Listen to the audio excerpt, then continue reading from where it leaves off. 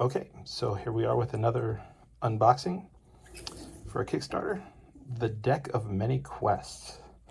They wanted $20,000 to successfully fund it. They got 56. I pledged at the $20 level just to get the physical product. And yeah, I was really looking forward to this one. I have kind of a hard time coming up with quest ideas.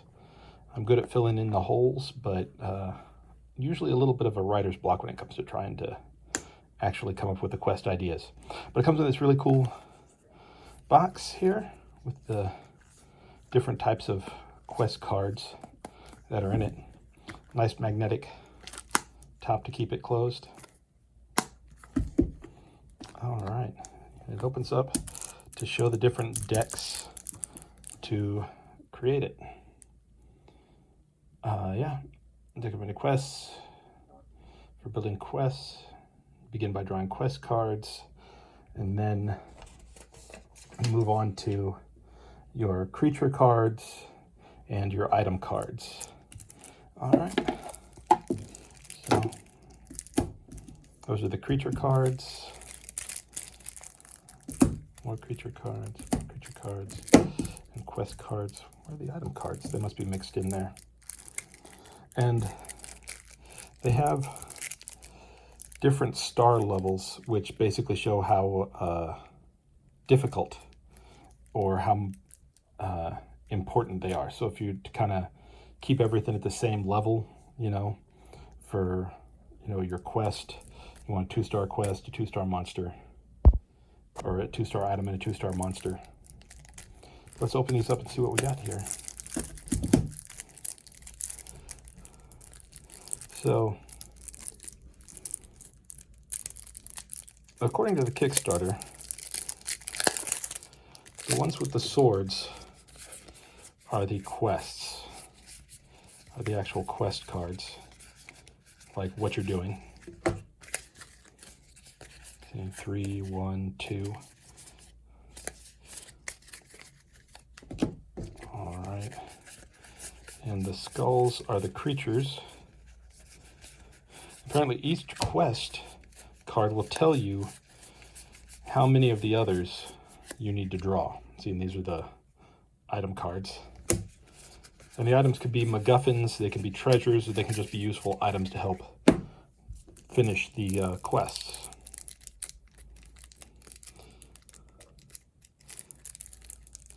This is a little bit weird that they're all just mixed in like this for the different ones. So they're not divided by like difficulty. 4, difficulty 4.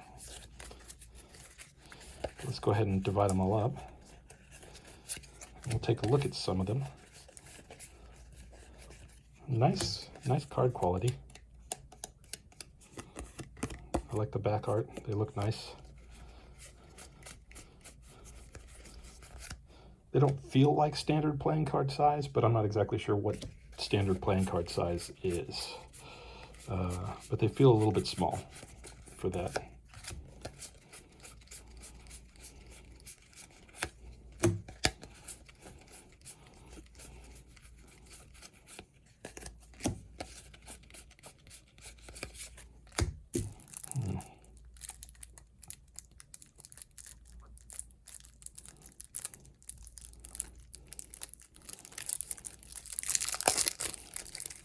These were all pretty snug in the little box here, but I think there'll probably be just enough room for me to put some kind of divider between them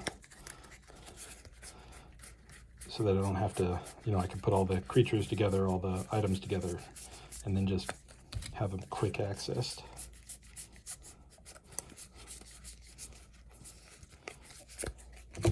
Also, I was kind of thinking this might be fun for filling in, giving some inspiration if I'm running a bit low at a particular section of building my own adventure.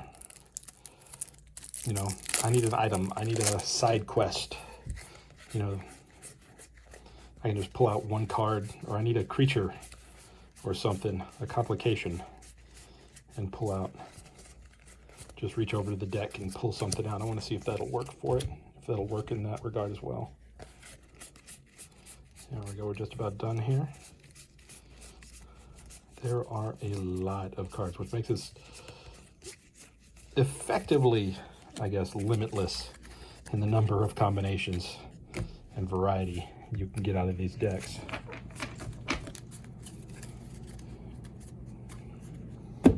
All right, now let's try.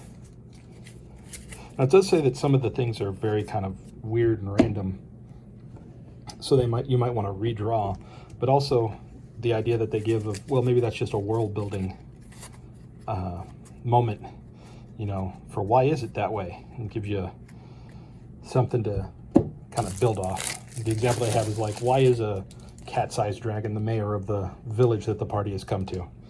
You know, and fill that in, give some good backstory to that village or something for the party to try to figure out. So anyway, so here they are.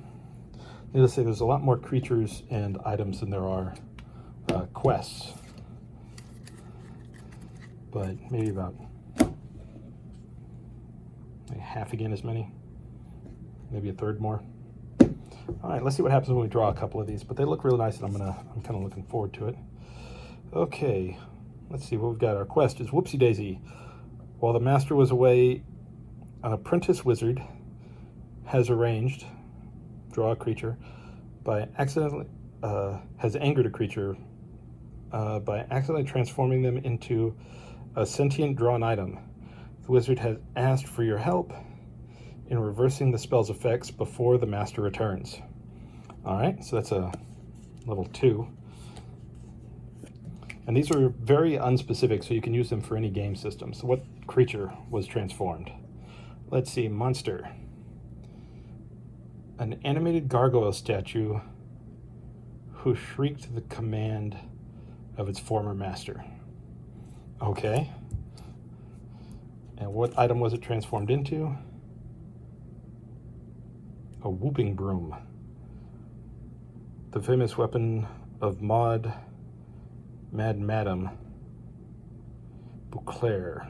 This broom acts as an improvised weapon and deals extra damage to small creatures. Okay. So in this little side quest, an apprentice turned his master's animated gargoyle into a broom. All right. It's a bit weird, but let's see what else we can get going on. And even if we wanted the idea, the other thing I like about decks like this is that if you like one of the ideas, you can keep it. Like, that was kind of neat having the apprentice screw something up, and now we've got to try to help him change it back. But an animated gargoyle? Maybe not. Peaceful tribe of orc pacifists who laid down their arms long ago. Now they teach conflict management and then gardening techniques. That's kind of interesting. So I guess, yeah, you know, the apprentice transformed his wizard master's orc gardener into an item. A village in a bottle once cursed by a powerful sorcerer. The village is shrunk down from its original size to be able to fit in a glass bottle. If you look closely enough, you can see tiny people going about their day inside of their glass prison. Maybe not. Or maybe he's the only one in there. You know, he was shrunk down into this bottle. Maybe not. That doesn't quite work out. Totem of the Gods. Little figurine gives its owner a direct line to a single deity and allows the deity to respond through the totem. It crumbles to dust after a single use. Oh, that's not bad. We could use that and change it up a little bit. So the apprentice wizard turned the orc Zen gardener into a totem that can be asked for advice. So kind of a little Buddha statue or some Zen statue to a statue that hands out advice. And maybe the orc gardener, the Zen gardener, is now isn't too flustered about being turned into this item. You know, maybe he's kind of cool with it, passing on wisdom to those who ask. But you know, the apprentice knows that his master is going to want to know what happened to the gardener. So it's up to the party to fix that. That's not bad. Took a couple of draws to get us to something that I could work with, but not many. See, what's another one here? Who's Who. After a night at a tavern, each member of the party wakes up in the body of another member with no memory of what happened. One party member's body is gone, however, their mind instead inside a sentient drawn item. There you go. Shiny metallic hat. Provides protection against psychic assault, but is said to increase paranoia in its wearer. Well, that's kind of not bad. You know, one person is now a sentient hat. Yeah, that sounds more like a way to start a game, like a one-shot. Everybody makes up their characters, then you kind of just trade them out with each other. Everybody make their character, then pass it to the left, except for the last person who gets one that says that they're just all their intelligence and mental stats in a hat. I don't know. Anyway, well, that's kind of the idea you can get for what this is, you know, and you don't even have to try to draw randomly. Waste of water. Draw a creature has diverted a river away from a burgeoning city in order to protect a shrine to their god. Without the river, the city will fail. The local ruler has hired you to sort the issue out. Humanoid. A necromancer that only animates those who sell their bodies to him. So a necromancer is trying to protect some kind of shrine or something by diverting the river. Interesting, especially whenever the necromancers may not necessarily be completely evil, going around buying corpses. But yeah, and even this, you don't have to worry too much. I mean, even if you didn't want to draw randomly, you could just scroll through for ideas, you know, see what little header makes you happy or sparks an interest. Or just check out, you know, I want something kind of much more complicated. So where's a big one, a 5 adventure here? Ah, there we go. What would that be? So, Countdown to Destruction. Local astronomer says that the massive meteor will collide with the world in 1 week's time and wants your party to save the world. Only the fabled drawn item can help, but rumors say that it is no longer on this planet or this plane of existence. So there you go. And then I guess you'd have to kind of search through here to find a 5 item. Sword of Shamar, first we came across. Shamar was a blacksmith famed for preternatural quality of his or her work. The edge of this curved blade is said to be able to cut through the very fabric of reality. Well, there you go. You need a sword to cut through to allow this meteor to pass by the planet. And this is no longer on this plane, so you have to go find it. As you can see, it's pretty diverse. I'm looking forward to using it and just getting some ideas. Even just sitting around using it and just seeing what comes up might be fun. Or if you're a writer, you know, kind of writing prompts as well. If you hit a blockage, maybe not even to use, but just to kind of get you thinking in a different direction. But anyway, there you go. Deck of mini quests. Also pickup games. I think this would probably be really good for pickup games. Of you know, you don't have anything prepared, you don't have a one-shot handy, so just grab your deck, throw out a couple of cards, and roll on.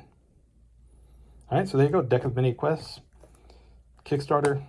I'll put a link to it below, and I guess I'll see you around the internet.